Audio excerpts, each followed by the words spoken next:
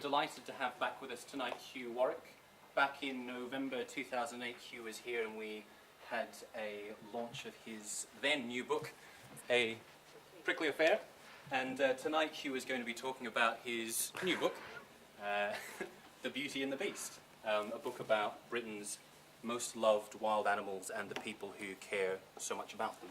After Hugh's talk, there'll be a chance for you to ask any questions and engage in whatever activities Hugh wants you to engage in. And we've got a till open there as well if you'd like to buy a copy of his book, and if you'd like him to sign any copies, I'm sure he'll be very happy to do so. So please join me in giving a big warm welcome to Hugh Warwick. Thank you.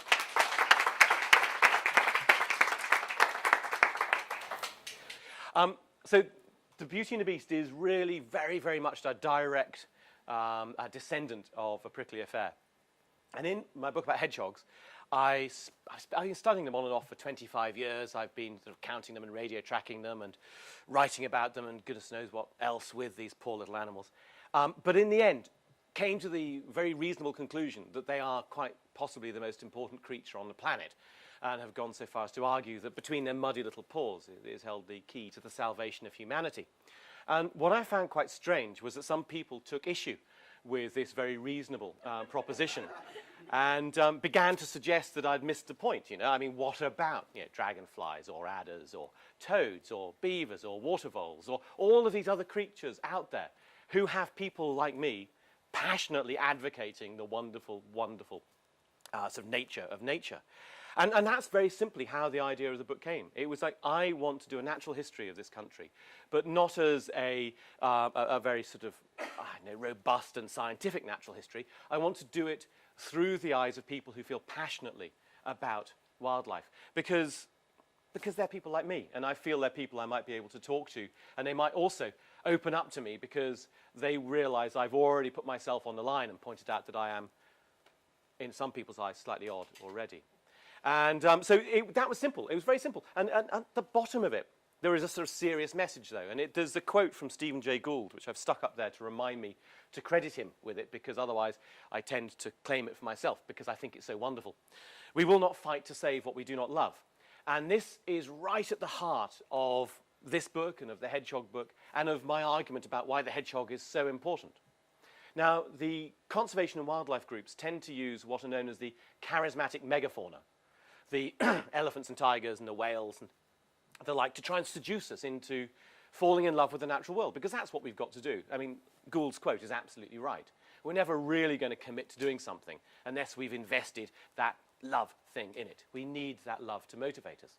So all of these endangered, unobtainable, unreachable, beautiful creatures are what we're given to try and fall in love with the natural world. And the longer I spent studying hedgehogs and the closer I got to studying hedgehogs. And there's a night out with a hedgehog called Nigel, which was absolutely crucial for this. And it was just the realization that I can lie on a small country lane and get nose to nose with Nigel and with other hedgehogs too. It's not just Nigel. He was particularly fine. And he was very tame. He kind of let me get close to him. And so what comes of radio tracking hedgehogs for an awfully long time, living on your own in a caravan in Devon. And 2.5 months, I had a tap in the field and a single, one-ring Cala gas thing to cook on. And you crave company. And so every night between some 9 o'clock and 4 o'clock, I was out with my hedgehogs, each of which had a proper code number, which I was supposed to refer to them by. And in the end, they all got names. And my supervisor was in London. And he was saying, well, so tell me how things are going. So, well, Nigel's really beginning to put on... Who's Nigel? Who's Nigel? Oh, sorry, number 247 is beginning to put... what was I talking... Anyway, so the point is, this talk is a non-linear feature. And it may go off at tangents, I warn you now. So anyway, the importance... here we go.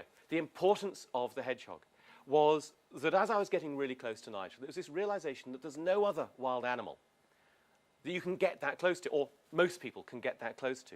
And then it was this realization that trying to seduce people over to, trying to win people over to fall in love with the natural world through using these charismatic megafauna is a bit like trying to base your human relationships on pictures in Heat magazine and Hello magazine.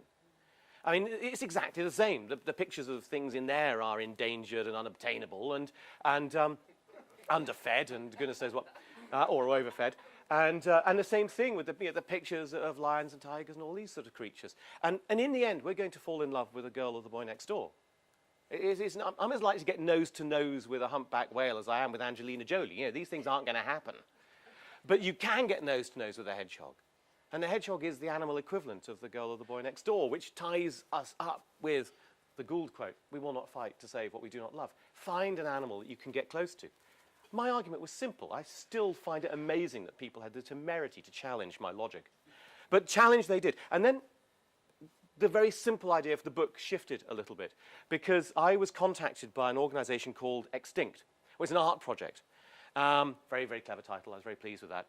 It was a very witty plan. They were drawing pictures of 100 species from the UK's Biodiversity Action Plan. This is a list of Britain's sort of conservation concerned species.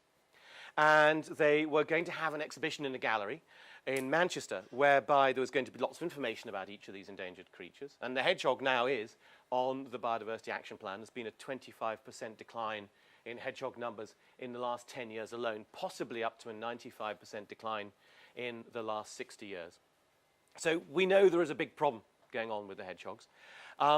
But the unique selling point, it wasn't just going to be pictures and art, and it wasn't just going to be conservation messages. There was going to be a tattoo parlor at one end of the gallery for the opening weekend, and they were going to try and find ambassadors to get permanently tattooed with each of these organisms. So find 100 people willing to get a tattoo in the name of conservation. And up until that point, I'd remained blissfully untattooed, and never particularly interested in the idea, but something about it just thought, this sounds quite fun, actually. It does sound really quite fun. And I decided what I'd do is embrace it as part of my midlife crisis. So it was November 2009. I booked aside specifically to do 3 things I would never do again. So I got my first and last tattoo, and I went to my first and last ever dance class, and I did my first and last ever stand-up comedy. And that was it. All 3 of them terrifying, scary, life-changing things, but finished, finito, simple. And so that was all. Life is simple. I've done it. And now I'm going to go and get on my book, my new book, The Beauty and the Beast. But as I talk to people about The Beauty and the Beast, and I talk to people about the Project Extinct, all my friends seem to think that there was some strange pattern emerging here, and that surely all I was doing was attempting to identify a new creature to get tattooed on my leg. And this happened so many times that in the end I began to believe it. And so I made a commitment that the creature I am most persuaded by will join the hedgehog on my ankle. I shall have my second and last tattoo.